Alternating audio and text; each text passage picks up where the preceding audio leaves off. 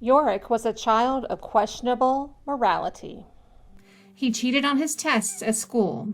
He sometimes drank gin with his reprobate uncle, and he'd stolen many pies off kitchen windowsills, all except the blueberry ones. He hated blueberries. But the job he'd just taken for pay, well, Yorick didn't know if it made him good or bad.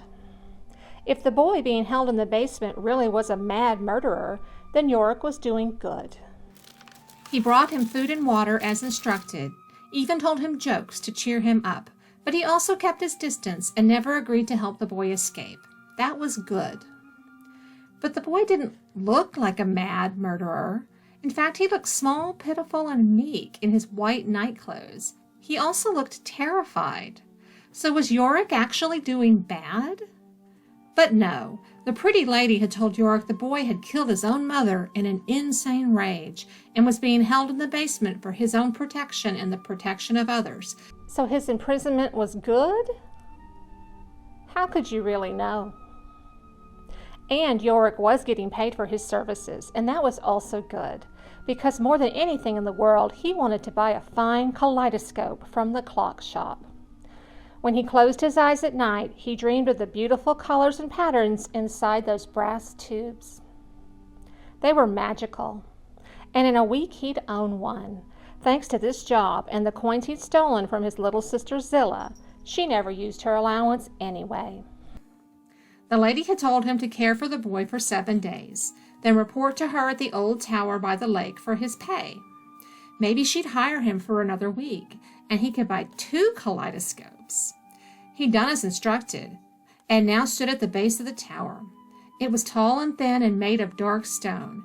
He'd never been inside it, but he imagined the staircase was very narrow, perhaps just a ladder. "Hello," he called out. "Anyone there?" Something rustled in the bushes behind him. Probably a squirrel. The lake was frozen at the edges, and he'd wished he'd worn his coat, hat, and gloves. "Hello," a woman's voice called out from above. Yorick looked up to see the pretty lady smiling down at him, like a scene from a fairy tale. "How is the boy?" "He's good. I even left him with a joke." "Tell me the joke." "All right. What do you call a beehive without an exit?" The woman considered the question, then said, "I don't know. What do you call a beehive without an exit?" "Unbelievable," Yorick said, laughing. "Get it? Unbelievable. The bees can't leave." "That's very funny. Now, could you just take one step to the right, close your eyes, and tell me another?" Oddly, Yorick did exactly as he was told, never suspecting foul play. If only he'd noticed the rocks the size of rolls littering the ground around the tower. If only he'd questioned the lady's motivations. But he was too eager for money and possessions to question anything. He had convinced himself that bad deeds were virtuous, and he was now under the power of a very bad person without even knowing it. "Here's a good one," he said. "If a pig loses its voice, it becomes—" Alas, poor Yorick never finished the joke. His head was bashed in by a rock first. The lady and her gentleman friend hiding in the bushes had rid themselves of the only witness to their crime. For those of you who care more about hearing the end of the joke than about the death of a child, the answer is disgruntled. If a pig loses its voice, it becomes disgruntled. I've heard better. The end.